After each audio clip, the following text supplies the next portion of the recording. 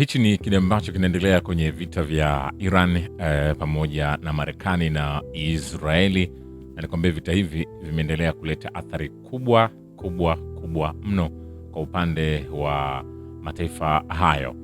Na nikwambie tu uchaguzi wa kuweza kumtafuta kiongozi mkuu mpya wa Iran umeweza kufanyika, na Mojtaba Khamenei, mwana wa kiongozi mkuu wa Iran ambaye aliuawa, Ayatollah Ali Khamenei ndiye mgombea ambaye kwa sasa anaendelea kuongoza kwenye kumrithi baba yake. The New York Times imeripoti ikinukuu maafisa wa Iran. Kumbuka, Iran imeharibu mawasiliano na vifaa vya rada kwenye angalau vituo 7 vya kijeshi vya Marekani katika Mashariki ya Kati wakati wa siku 3 za kwanza za uhasama, kulingana na New York Times ikinukuu data ya satellite. Na Mojtaba Khamenei, mwana wa kiongozi mkuu aliyeuawa Ayatollah Ali Khamenei, yeye ndio moja ya watu ambao sasa anakwenda kuwa mrithi wa baba yake, New York Times imeripoti. Na kulingana na vyanzo vyake, baraza la wataalam lilikuwa tayari kumtangaza Mojtaba Khamenei mwenye umri wa miaka 56 kama kiongozi mkuu mpya mapema asubuhi ya Machi 4. Hata hivyo, baadhi ya wajumbe baraza hilo walitoa wasiwasi kwamba hatua kama hiyo inaweza kumfanya awe shabaha ya mashambulizi ya Marekani na Israeli. Kwa hiyo kinachosubiriwa sasa tu ni kumtangaza Mojtaba Khamenei kama kiongozi mkuu mpya wa taifa la Iran. Lakini pia hayo yakiendelea kushika hatamu, nikwambie shambulio la manowari dhidi ya meli ya Iran nje ya pwani ya Sri Lanka limewaacha watu wasiopungua 101 wakiwa hawajulikani walipo. Mmoja amefariki na 78 wakiwa wamejeruhiwa, vyanzo kutoka Wizara ya Ulinzi na jeshi la wanamaji ya Sri Lanka vimeambia Reuters Jumatano. Haikuwa wazi ni nani aliyeshambulia meli hiyo ambayo vyanzo vilisema sasa imezama. Tunachojua kwa sasa ni kwamba watu 79 waliokolewa na kuletwa hospitalini na mmoja wao alijeruhiwa vibaya. Wengine 101 wanaaminika kutoweka na meli hiyo imezama. Chanzo cha jeshi la wanamaji la Sri Lanka, ambaye alikataa kutajwa jina lake kwa kuwa hakuwa na ruhusa ya kuzungumza na vyombo vya habari, alisema. Vyanzo vingine vya Reuters vimeripoti kwamba mmoja wa wale waliopelekwa hospitali alifariki. Msemaji mwingine wa jeshi la majini la Sri Lanka alisema kwamba ripoti ya shirika hilo ya watu 101 waliopotea ni ya uongo. Hayo yakiendelea, nikwambie mlango bahari wa Hormuz uko chini ya udhibiti kamili wa jeshi la wanamaji la Iran. Mohamed Akbarzadeh, msemaji wa IRGC, kikosi cha walinzi wa mapinduzi ya Kiislamu, kitengo cha juu cha vikosi vya jeshi la Iran, anasema meli 10 za mafuta zinazojaribu kupita ndani yake tayari zimeshambuliwa na makombora na ndege zisizo na rubani. Meli elfu kadhaa za mafuta na meli za kubeba mizigo zipo kwenye Bahari Nyekundu na Ghuba ya Uajemi zinasubiri kupita katika mlango bahari wa Hormuz, kulingana na hesabu za chombo cha habari cha TASS, kulingana na data kutoka kwenye huduma za mtandaoni zinazofuatilia msururu wa meli hizo. Nikwambie kufungwa kwa mlango bahari wa Hormuz mnamo Machi 2, Jenerali Ibrahim Jabari, mshauri wa kamanda wa IRGC, alitishia kuchoma meli yoyote ya mafuta inayojaribu kupita kwenye mlango bahari wa Hormuz. Na mlango bahari wa Hormuz unaunganisha Ghuba ya Uajemi na Ghuba ya Oman na kuendelea na bahari ya Hindi. Takriban 1/5 ya mauzo ya nje ya mafuta duniani hupitia mlango bahari huo, na hadi 80% ya kiasi hiki huenda kwa nchi za Asia, ikiwa ni pamoja na India, China na Japan. Japani haswa inapokea takriban 90% ya mahitaji yake mafuta kutoka Mashariki ya Kati, na maelfu kadhaa ya meli za mafuta na meli za kubeba mizigo ziko katika Bahari Nyekundu na Ghuba ya Uajemi zikisubiri kupita katika mlango bahari wa Hormuz. Na kulingana na hesabu za data kutoka kwenye huduma za mtandaoni zinazofuatilia trafiki ya baharini, ni meli 2 tu za mafuta zilizopitia mlango bahari wa Hormuz mnamo Machi 2. CNN inaripoti ikinukuu data kutoka kwa S&P Global Commodities at Sea. Na nikwambie ni meli 5 tu za mafuta na kemikali zilizoripotiwa kupita kwenye mlango bahari siku iliyotangulia mnamo Machi 1. Na jeshi la wanamaji la Iran lina udhibiti kamili wa mlango bahari wa Hormuz, na nikwambie tu ndege 10 za mafuta zilizojaribu kupita ziliweza kushambuliwa na makombora na ndege zisizo na rubani, Mohamed ambaye ni msemaji wa jeshi la wanamaji alisema. Na kuna athari ambazo zipo tayari sasa hivi. Bei ya mafuta imeanza kupanda na inaweza ikafikia dola 200 kwa pipa kutokana na kufungwa kwa mlango bahari wa Hormuz na Iran. Jenerali Ibrahim Jabari, mshauri wa kamanda wa IRGC, alithibitisha hilo. Na shirika la nishati la kimataifa linasema liko tayari kusaidia kuleta utulivu katika soko la mafuta duniani huku kukiwa na mgogoro nchini Iran, Bloomberg inasema. Uzalishaji wa umeme wa Japan unategemea uagizaji wa gesi asilia iliyoyeyushwa kwa 30% ya nguvu zake, na serikali kwa sasa inaendeleza hatua za dharura iwapo usambazaji utavurugika kutoka Ghuba ya Uajemi. Waziri Mkuu wa Japan Sanae Takaichi aliweza kunukuliwa akizungumza juu ya hilo. Vilevile nikwambie, katika saa 48 zilizopita tu vikosi vya jeshi la Iran vimeshambulia kambi 9 za kijeshi za Marekani Mashariki ya Kati. CNN imeweza pia kuthibitisha na chombo cha habari cha Iran. Baada ya kupitia picha za satellite, kituo hicho kimehitimisha kwamba mashambulizi hayo yamelenga vituo 4 vya kijeshi kwa Kuwait, 2 vya Falme za Kiarabu na kila kimoja nchini Iraq, Bahrain na Qatar. Kituo hicho kinabainisha kwamba wakati wa shambulio kwenye kituo cha 5 cha kikosi cha wanamaji cha Marekani huko Bahrain, kuba 2 za rada za kituo cha mawasiliano cha satellite na ghala ziliweza kuharibiwa. Kwa hiyo Iran anafanya mashambulizi mazito mno kwa Marekani, na Marekani hapo alipo tumbo joto.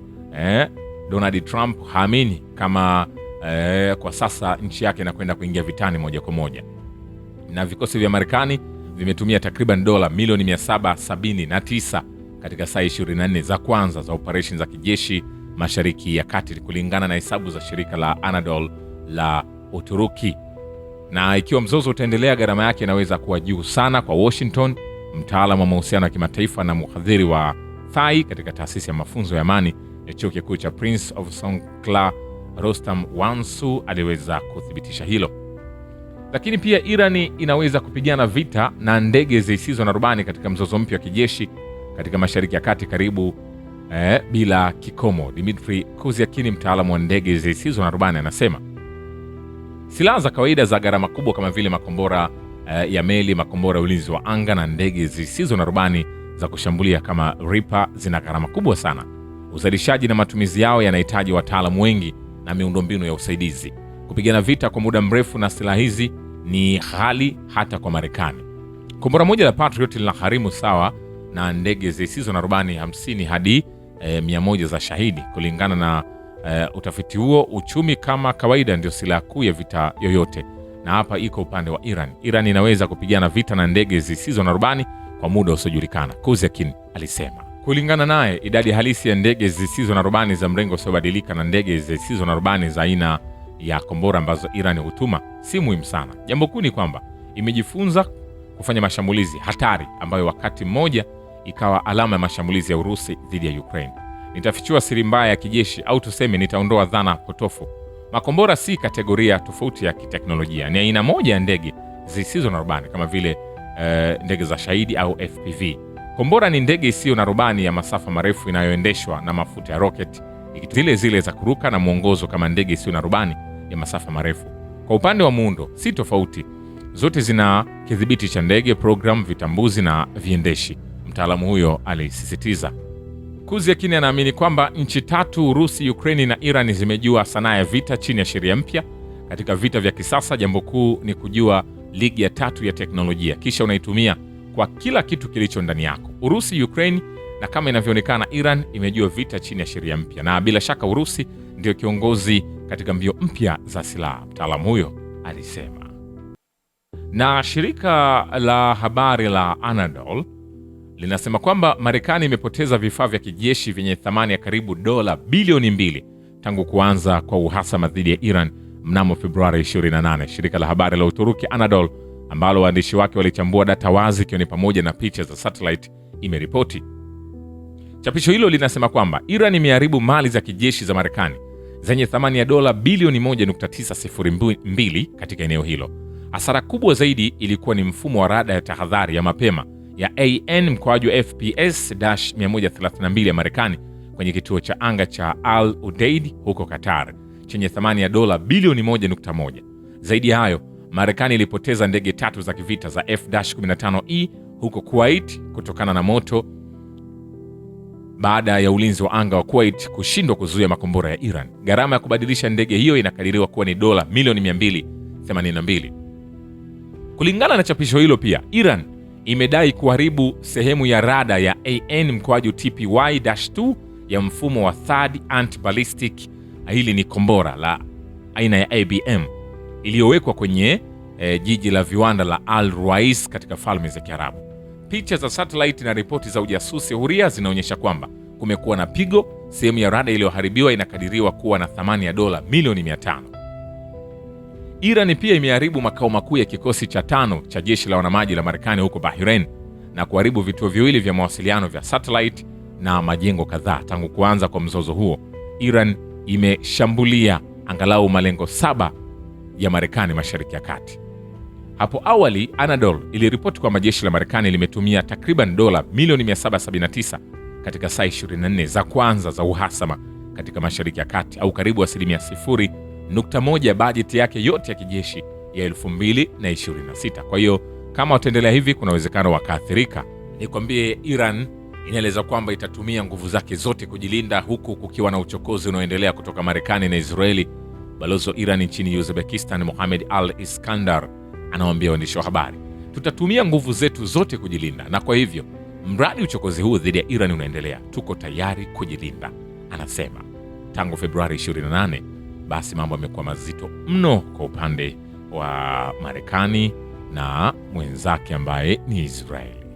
Ila huko nchini Marekani, kiongozi wa chama cha Demokrati katika bunge la Senate ya Marekani, Hakeem Jeffries, amekemea kwa ukali serikali ya Donald Trump baada ya shambulizi la kijeshi dhidi ya Iran, akisisitiza kuwa hakuna tishio tarajiwa kutoka Iran dhidi ya Marekani. Na kulingana na taarifa za IRNA, Hakeem Jeffries aliwaambia waandishi wa habari Jumatatu kwamba nilishiriki kwenye mkutano wa ufafanuzi wa siri. Hakuna ushahidi wowote unaoonyesha kwamba Marekani ilikuwa chini ya tishio la mashambulizi la karibu kutoka Iran. Hakuna ushahidi. Jeffries anasema hatua ya serikali ya Trump dhidi ya Iran ni kinyume cha sheria, na ameongeza kuwa bunge halikuruhusu shambulio hilo na katiba Marekani si kitu kinachoweza kushindwa au kupuuzwa. Ameongeza kuwa wanachama wa chama cha Demokrati watajadili kura inayofuata kuhusu mamlaka ya Trump inayohusu vita dhidi ya Iran. Hayo yakiendelea, mkurugenzi mkuu wa shirika la afya duniani WHO, Tedros Adhanom Ghebreyesus, amezungumzia shambulio la mabomu lililofanywa na Marekani na Israeli dhidi ya hospitali ya Ganz mjini Tehran, na amesisitiza kuwa chini ya sheria za kimataifa za kibinadamu, sekta ya afya haipaswi kulengwa kijeshi. Vituo vya afya vinalindwa kwa mujibu wa sheria za kimataifa za kibinadamu, amesema mkuu wa WHO kwenye ujumbe wake kwenye mtandao wa X. Shambulio lililolenga katikati mwa mji mkuu wa Iran limeibua hofu kubwa. WHO inachunguza tukio hili. Jambo hili linatukumbusha kwamba jitihada zote lazima zichukuliwe ili kuzuia vituo kushambulia katika vita vinavyoendelea. Baada ya Marekani na Israeli kushambulia kwa mabomu hospitali za Iran, Hossein Kemanpour, ofisa wa wizara ya afya, alitoa onyo la kina kwenye akaunti yake ya X. Kitabu cha ukiukwaji wa haki za binadamu katika vita hivi kitaandikwa kwa damu na aibu. Kwa mara ya kwanza katika maisha yangu ninashuhudia jambo ambalo sikuliona hata katika vita vya Iraq dhidi ya Iran, wagonjwa wakiwa wamekanywa kwenye mikono ya wauguzi wakiondolewa hospitalini katika barabara iliyojaa moshi baada ya mabomu kulenga hospitali. Vilevile, Sheikh Ibrahim Zakzak, kiongozi wa harakati ya Kiislamu nchini Nigeria, ametuma salamu za rambirambi kufuatia kuuawa shahidi kiongozi muadhamu wa mapinduzi ya Kiislamu Ayatollah Said Ali Khamenei. Kwenye ujumbe huo, Sheikh Zakzak ameeleza hasara kubwa na maumivu yake kufuatia tukio hilo chungu, huku akitangaza kufungamana na familia ya shahidi Imam Khamenei, wanazuoni wa Kiislamu na wananchi wa Iran, umma wa Kiislamu na wanaodhulumiwa duniani. Amesema mauaji haya ni kinyume cha ubinadamu na ya kiuoga, ni hujuma ya wazi dhidi ya binadamu wote. Vilevile, Teherani haina nia ya kufanya mazungumzo yoyote zaidi na Washington. Mohamed Mokber, mshauri wa kiongozi mkuu wa Jamhuri ya Kiislamu, anasema Marekani ingekuwa imeanzisha vita vya 3 vya dunia kwa muda mrefu uliopita, kama si Urusi, China na India. Balozi wa Iran nchini Uzbekistan anasema, na Iran, kumbuka, inaweza kuendelea kupigana vita na Marekani na Israeli kwa muda mrefu kama inavyotaka.